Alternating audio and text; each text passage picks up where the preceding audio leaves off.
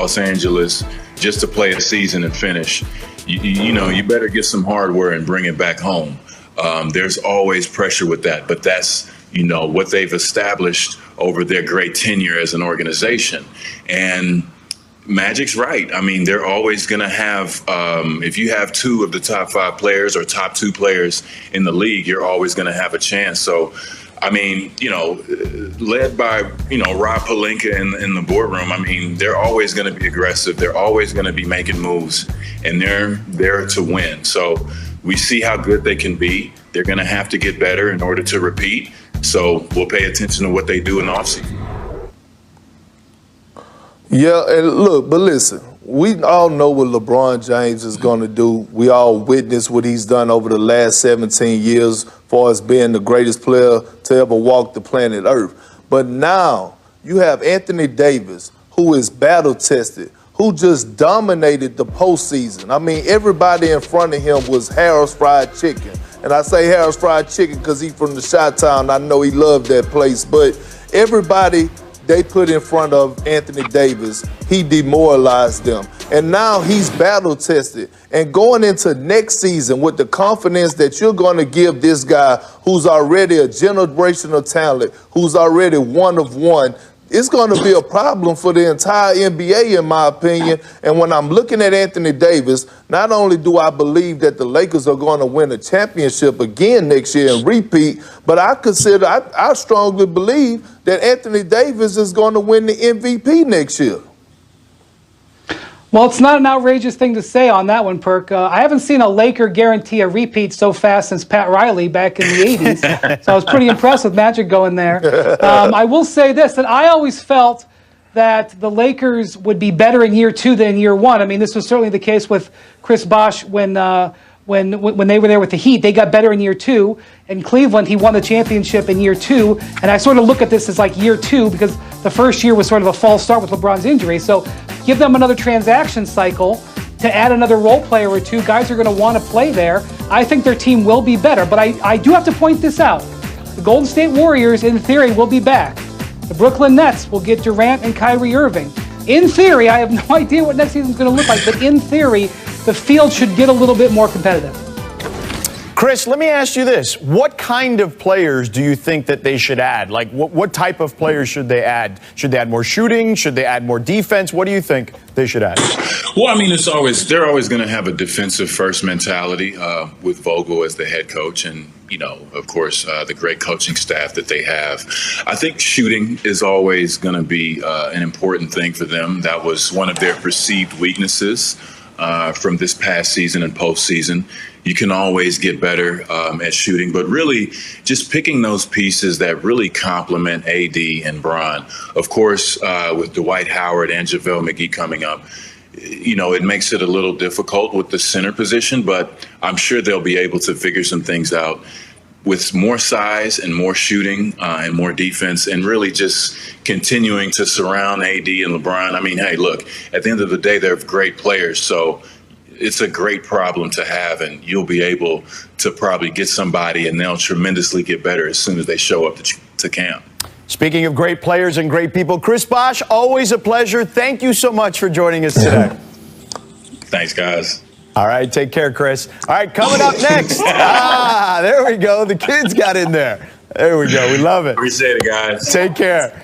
All right, coming up next. He does have some choices. As you heard Woj say in our last block, he's not expected to commit in the immediate days. Brian, can you explain a little bit about what's going on here to our audience, what his options are, and is there any point they should start getting nervous? Well, there's some speculation out there, Rachel, that one of the reasons why he's going to delay his decision is because the Lakers have some other free agency moves to make, and he just wants to let them know he's watching. Now, I don't think there's any stress out there. He will be a Laker, but one of the guys they have to make a decision on, and it's a tough decision about how much to pay him, is Kentavious Caldwell-Pope, who is represented by the same agent, Rich Paul. Now, I think Caldwell-Pope is going to have some interest out there in the market. Whether or not he can get enough money out there to actually leave the Lakers is a different story. But this is somewhat reminiscent of when J.R. Smith was a free agent back in 2016 in Cleveland, represented by Rich Paul. And LeBron took his sweet time over that summer before signing. Now, having said that, LeBron did sign before J.R. Smith did. But while I think Anthony Davis has been well aware of his contract options for months now, maybe it's just a little bit of a check game that he's playing.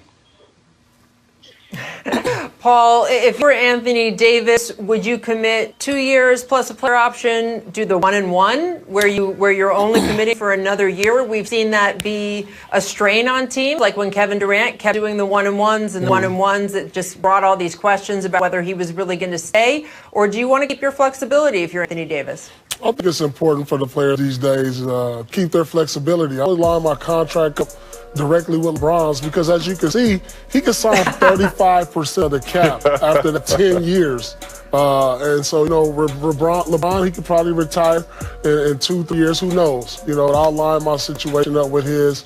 But what Anthony Davis got to understand is you're a Laker, you won a championship.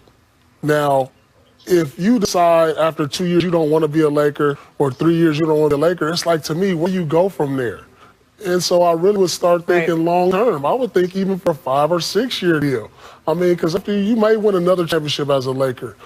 There's nowhere else you can go after being a Laker after winning 2 championships and being the face of the franchise long after LeBron has left. So, I mean, his options are open, and that's a good thing to have these type of options for Anthony Davis to take these type of decisions because he's one of those players whose game is injury-proof also. He's 7 feet athletic. He can do so many things with the ball. He can shoot, soft touch, handle the ball. So, sky's the limit for this kid.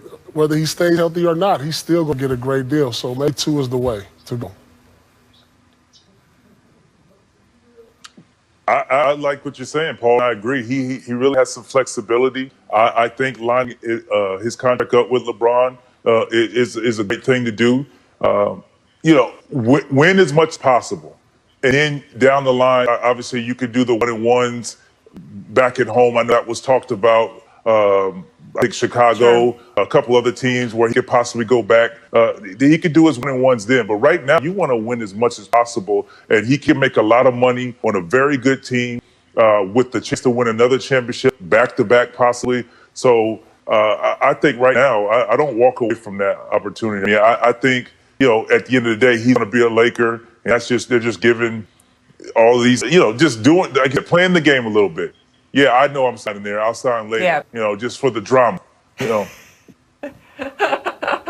What's life without a little bit of drama? And by the way, Paul, I know that you have your number retired in Boston. Right, exactly. I know, Paul, you have your number retired in Boston Garden, but you're clearly always an LA kid if you're saying, what could you possibly want besides playing for the Lakers? That there's not even a consideration of another team. That's the most LA thing I think I've heard you say in a while. I do want to move on to the Sixers, after basketball anyway. Yes, for sure. And here's president of basketball operations, Rob Pelinka, just got his own deal done for Dennis Schroeder. And he spoke about that trade and more in his media availability yesterday. Here is what he said about the Schroeder deal. Quote, he has been a player we pursued not just in this trade deadline, but before. We pursued him aggressively. I think it's easy to fall into complacency when you win a title and just say, hey, let's run it back. But at the same time, I think my school of thinking is always, let's find ways we can become even better. Every offseason, let's get better. And Ramona, this is such an important idea because, yes, you are, quote, running it back. But even with your roster, everyone gets a year older. So that idea of just run it back, never exactly right. LeBron James is turning 36 next month. What kind of turnover can we expect on this roster entering next season? Well, look, the Lakers have the problem of championship, which is you have to now pay the championship premium. Everybody wants their pound, right? They want their bag of cash. I feel bad for the Lakers in some sense that they didn't get that playoff money. They didn't get that gate money of all the fans attending Staples Center. So usually all the luxury tax you have to pay back to your players when they want to get paid for all their contributions. You don't feel bad about it. Now, don't feel too bad for them. They still make a lot of money on their cable TV deal. But they've got to pony up a lot of money to keep Kentavious Caldwell-Pope. Okay, they're going to have to pay. They're going to have to pay Avery Bradley, who opted out of his last year. I'm told he wants to stay in LA. He has other offers, but if they offer him a 2-year deal, he would be inclined to stay. Like, in other words, the Lakers have first dibs on him. But a lot of other teams, Golden State, Milwaukee, Charlotte, have interest in him. Dwight Howard is another guy they need to bring back. JaVale McGee opted into his contract. That's $4 million. So if they can keep him there, that's good for them, or they can use him in trade. But essentially for the Lakers, Rachel, they have to keep all their guys, pay a lot more money for the same guys they got at a discount last year, and then they have to go and try to find new pieces that make them better. So they did that with Schroeder, and I think they have.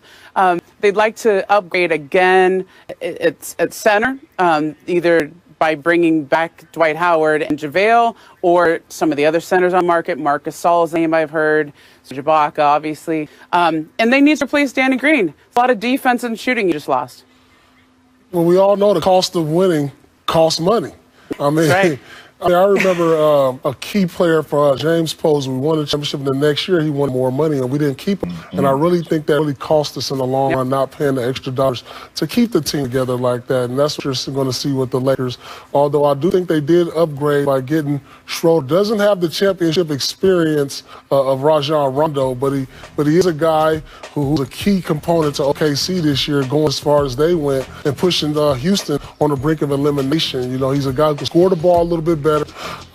He's another ball handler and decision maker that can take pressure off LeBron, and so that's a key pickup for them in trade for Dennis Schroeder. So, and we'll have to see how these other pieces fall in place for the Lakers, but that's a great start right there. Yeah, I agree. Obviously, AD is number one to handle that, which we know that they will. Yeah. Bringing in Schroeder, I think, speed, quickness. You bring in a younger guy who has some playoff experience. Like you said, he does not have Rondo's experience, but at the same time, he's a guy that you can implement into your offense. You can put the ball in his hand, and he can get a bucket. He can make plays. He has a huge impact on the defensive end as well. So, like I said, it's a great start. And then bringing in Dwight Howard or finding center like that, I like a Marc Gasol in there as well. I mean, somebody who can play through and to move the ball and make plays and defensively, or a Ibaka. So I think a great start with Schroeder. Yeah, Rob Pelinka's got a tough job. I know he says the enemy of winning is complacency, but it's more than that. It's not just complacency, because they don't even have that luxury. When you look at Dwight Howard, Avery Bradley opted out. KCP opted out, Rondo, and there's a fifth one. Danny Green is gone, and Markieff Morris. So you've got all these guys who were key contributors for a championship campaign, whether they did it early in the playoffs, late in the playoffs, in the regular season. These guys were all key contributors to this Lakers team. They all could be gone, right? You know about Dwight Howard was here on a non-guaranteed minimum. He did his job. Now it's time for him to go back and cash out again. So the reality is, even if they wanted to be complacent, they can't. But I like some of the deals that Vince and Paul and Ramona are talking about. I love the idea of Ibaka there, or Gasol. Bogdanovic, if they can get him, that's a huge upgrade in terms of someone who's another ball creator, ball handler, and play creator. And that's the other thing about Schroeder, going back to that point. What the Lakers were missing or were looking for at some point in the season was that kind of guy. That's why J.R. Smith was a Laker. That's why Deion Waiters was a Laker, right? Ultimately, it turned out they didn't really need it. They had enough to win a championship.